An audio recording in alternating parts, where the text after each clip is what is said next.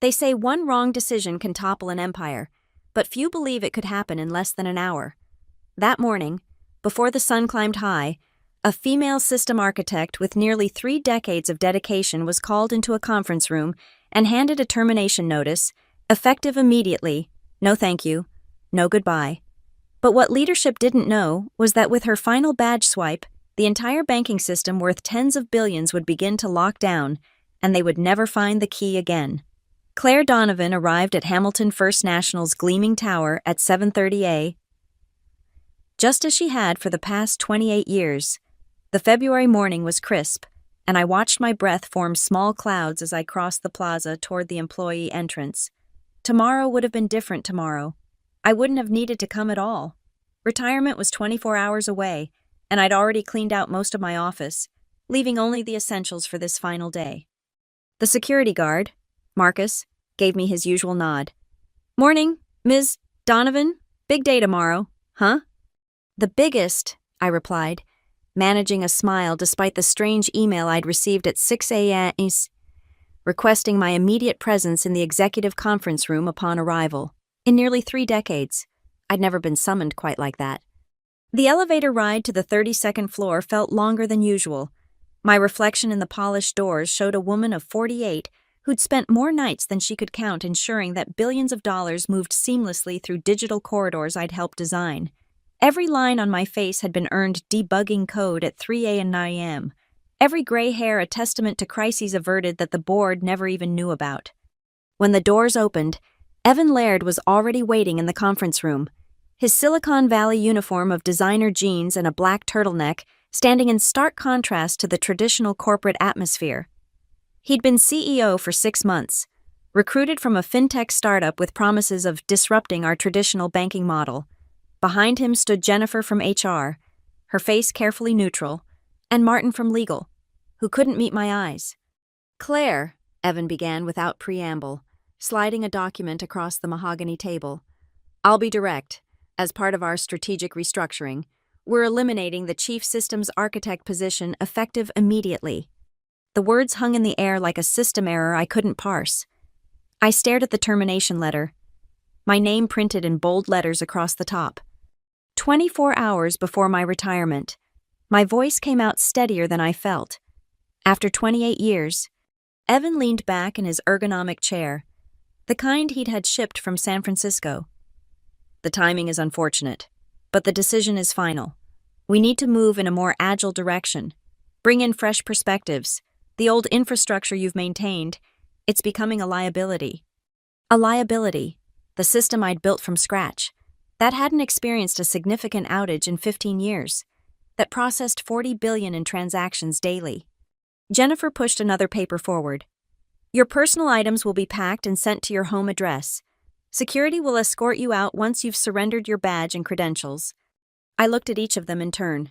Evan, checking his phone even as he destroyed my career. Jennifer, hiding behind procedure.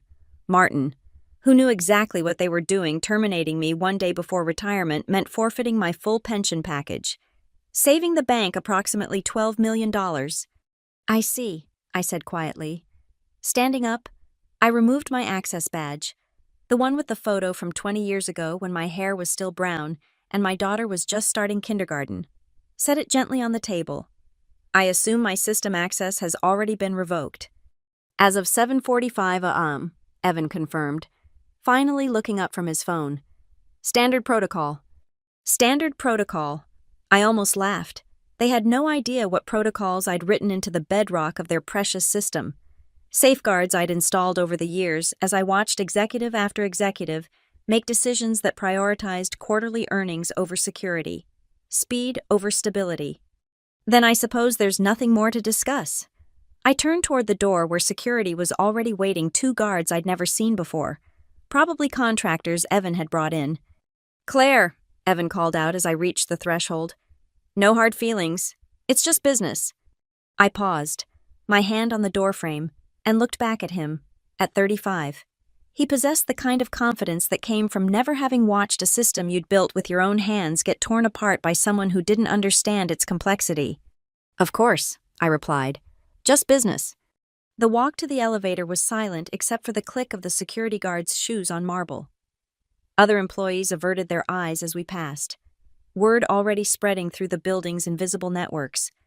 By the time we reached the lobby, I knew the entire IT department would be aware that Claire Donovan, the woman who'd written the bank's first line of code, was being escorted out like a common thief. At the main entrance, I handed over my company phone and laptop to the guards. Then, with deliberate calm, I placed my palm on the exit scanner one last time. The LED flashed green, the door clicked open, and I walked out into the February morning. None of them noticed the small amber light that flickered on a monitoring screen deep in the server room, or the single line of code that activated the moment my credentials switched from active to terminated. Aegis Protocol initialized. The cafe across from Hamilton First National had become my second office over the years. As I sat there that morning, watching employees stream into the building I'd just been expelled from, memories flooded back unbidden. 28 years ago, Hamilton First National was hemorrhaging money through security breaches and system failures. They'd hired me straight from MIT, desperate for someone who understood both legacy COBOL systems and emerging network architectures. I was 20, hungry, and naive enough to believe that hard work and loyalty meant something. The first 5 years were grueling. I rebuilt their entire transaction processing system while maintaining the old one, working 18-hour days, sleeping in the server room on an air mattress I'd bought myself. When we finally switched over at 2:15 a.m. on a Sunday morning, not a single transaction was lost. The board gave the credit to my manager, who'd spent the night at home. But I persisted. By year 10, I'd designed the encryption protocols that would become industry standard. By year 15, I'd created the fraud detection algorithm that saved the bank $300 million in a single quarter. Each success came with promises stock options that never materialized, bonuses that got redistributed to executive compensation, promotions that went to external hires with better connections. The real awakening came in my 18th year. During a routine security audit, I discovered a pattern of suspicious transactions routing through offshore accounts. The trail led to Raymond Pierce, then CFO, who'd been siphoning funds through a complex network of shell companies. I documented everything meticulously, submitted my report directly to the board. 2 weeks later, Pierce announced his early retirement with full honors and a golden parachute worth $40 million. My report was classified as internal review material and buried. When I tried to follow up, the new CEO Evan's predecessor took me aside. "Claire," he'd said, pouring himself scotch from a crystal decanter, "you're brilliant at what you do, but sometimes protecting the institution means making difficult choices. Pierce's sudden departure would trigger a panic, cost shareholders billions. Is that what you want?" "I want the truth," I'd replied. He'd laughed, actually laughed. "The truth is that this bank runs on confidence, not code. Your job is to keep the systems running, not to play detective. Consider this a learning experience." That night, working alone in my office, I began writing Aegis Protocol. Not out of malice, but out of necessity. If the institution wouldn't protect itself from internal threats, I'd build a fail-safe that would. The code was elegant in its simplicity. Aegis monitored for specific conditions, mass layoffs without cause, executive malfeasance, or most critically, the suspicious termination of key personnel who held institutional knowledge. If triggered, it would begin a cascading authentication failure, requiring the original architect's biometric confirmation to restore access. But here was the beauty of it: the confirmation had to come from an active employee account. Once terminated, that door closed forever. Over the next decade, I refined it, wove it into the very fabric of the system during routine updates and security patches. It became invisible, a ghost in the machine, documented only in code comments so obscure that they'd appear to be standard notation to anyone who didn't know what to look for. My daughter Sarah once asked me why I stayed after everything they'd put me through. She was in college then, studying journalism, full of idealistic fire about speaking truth to power. "Because," I told her, "someone has to remember how it all works. Someone has to be the guardian." "But they don't appreciate you, Mom. They use you." She was right. Of course, when Hamilton's systems stayed stable during the 2008 crisis, while competitors crashed, I received a coffee mug with the bank logo. When I prevented a ransomware attack that would have cost billions, they gave me a certificate of appreciation printed on copy paper. The final insult came 6 months ago when Evan arrived. He brought his own team, young programmers who called my code legacy spaghetti, and pushed for complete system overhauls without understanding the intricate dependencies I'd built over decades. When I tried to explain the risks, Evan dismissed me in front of the entire IT department. "With all due respect, Claire," he'd said, his voice dripping with Silicon Valley condescension, "we need to move past this fear-based thinking. Innovation requires disruption." I'd known then what was coming. Men like Evan didn't want guardians. They wanted disciples. My institutional knowledge wasn't an asset to them, it was a threat. A reminder that the systems they wanted to revolutionize were built by someone they considered obsolete. So I made my final updates to Aegis, tied it to my own access credentials, and waited. I'd given them 28 years of my life, built them a fortress of code that processed billions without fail. Now, sitting in the cafe, I watched the morning sun reflect off the bank's glass towers and wondered how long it would take them to realize what they'd lost. Not just me, but the very ability to access the kingdom I'd built for them. My phone buzzed with a text from Sarah. "How did the last day go, Mom?" I typed back. It was educational. The systematic dismantling of my influence at Hamilton First National had begun the day Evan Laird walked through the door. I'd watched it happen with the detached fascination of an engineer observing a predictable system failure. His first month, Evan restructured the IT hierarchy, creating new positions filled by his Silicon Valley imports while diminishing existing roles.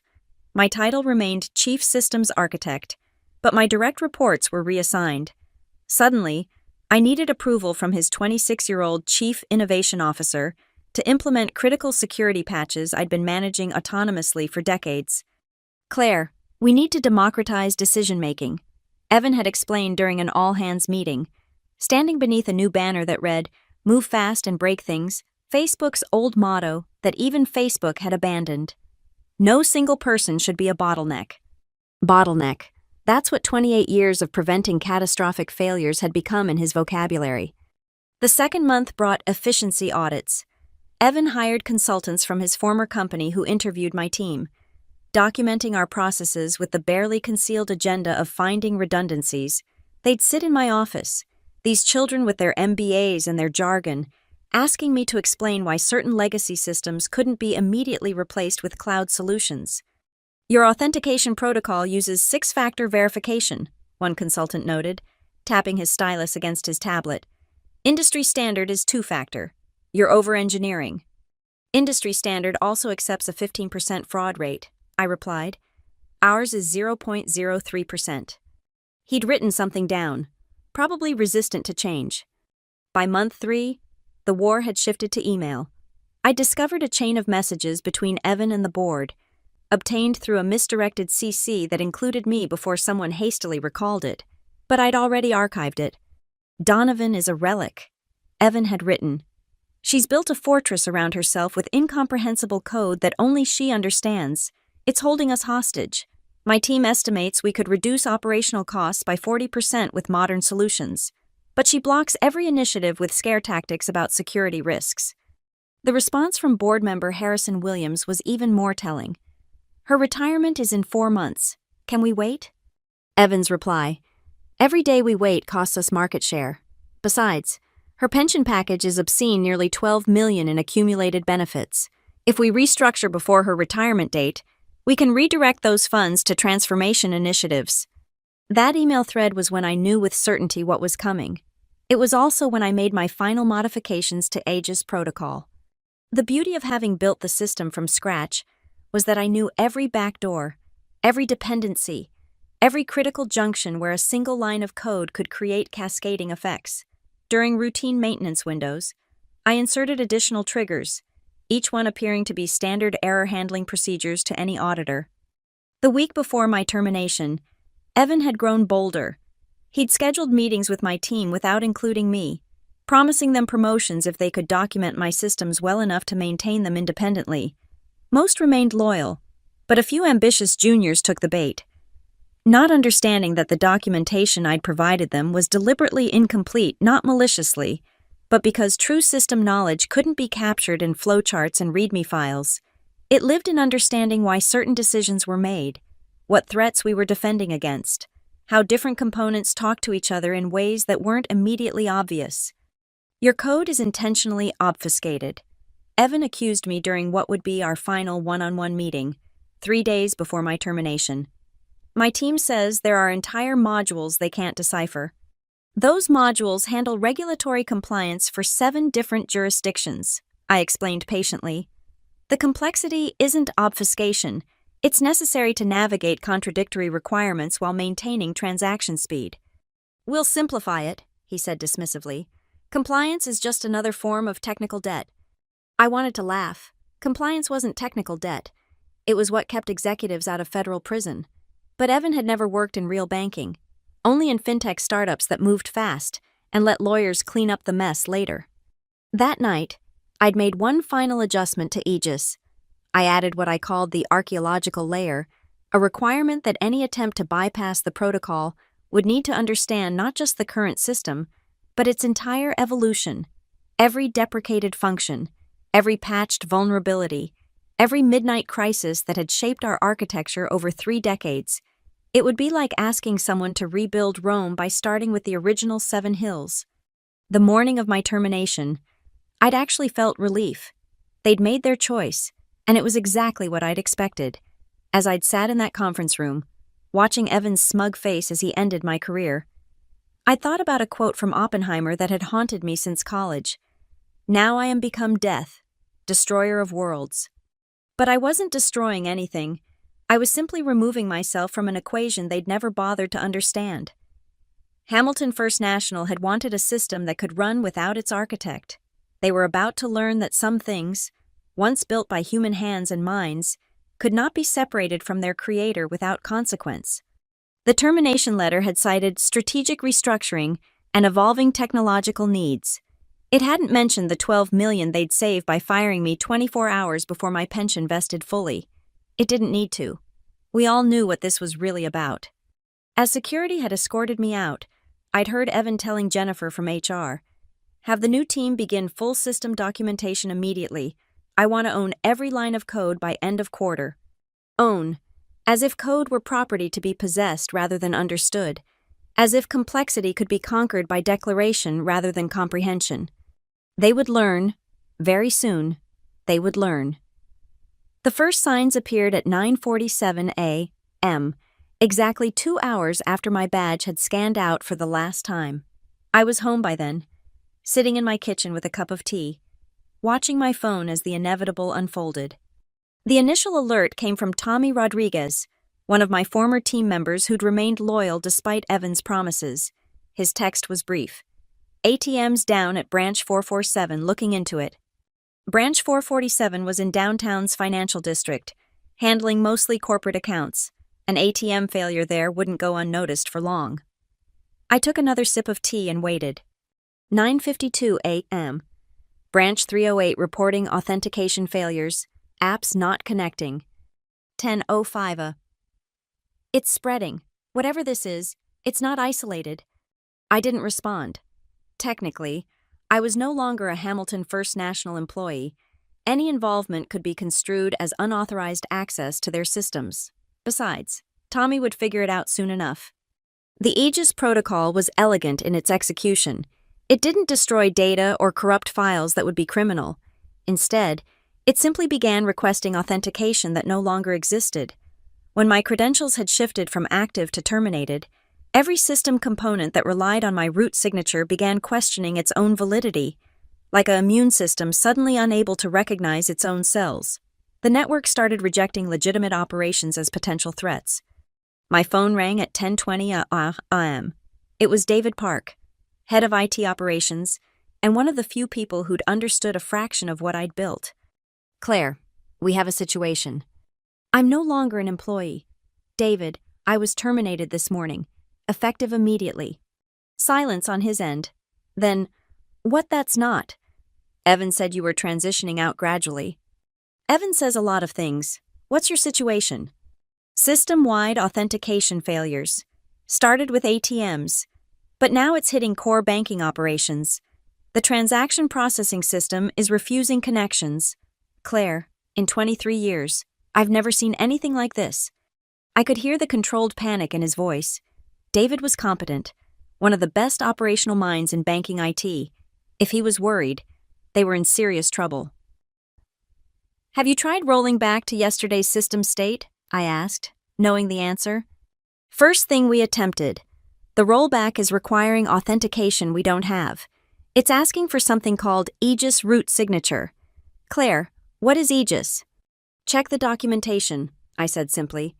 Everything should be in the documentation Evan had your team prepare. Another pause. Claire, please, we have 43 million in transactions stuck in processing. If we can't clear them by market close, then I suggest you escalate to Evan. He was very confident his new team could handle the infrastructure. I'm sure his chief innovation officer has innovative solutions. I hung up. It wasn't cruel. It was necessary. They needed to understand the full scope of their decision. By 10:35 a.m., my phone was buzzing constantly. Text messages from former colleagues. Calls from numbers I recognized as internal Hamilton extensions. I ignored them all and opened my laptop to watch the public feeds. The first Twitter post appeared at 10:41 a.m. Anyone else having issues with Hamilton First National app won't load. An ATM ate my card. Within minutes, it was trending. #Hamilton down. Customers posting screenshots of error messages. Reporters starting to sniff around the story. Hamilton's stock price began its descent, down 3% in the first 15 minutes of awareness. At 11:10 a.m., local news picked it up. Technical difficulties at Hamilton First National Bank have customers concerned as ATMs and online banking remain unavailable. The bank has not yet responded to requests for comment. My phone rang again. This time it was Evan himself. What did you do? No pretense of professionalism, just raw accusation. I was terminated at 7:45 this morning, I replied calmly. I haven't touched Hamilton systems since my access was revoked. Any interaction would be a federal crime, as I'm sure Martin from legal would confirm. Don't play games. Claire, the system is asking for your authentication. The system is asking for an active employee's authentication. I'm no longer an active employee. You made that decision yourself. We can reinstate you, right now, full salary, full benefits. That's generous, but I'm retired. Remember, today was supposed to be my last day anyway. I could hear him grinding his teeth. This is sabotage. We'll sue you into oblivion. For what writing code that requires authentication, every secure system in the world has authentication requirements. The fact that you terminated the only person who had that authentication is a management decision, not a technical one. You did this deliberately. I built a secure system over 28 years.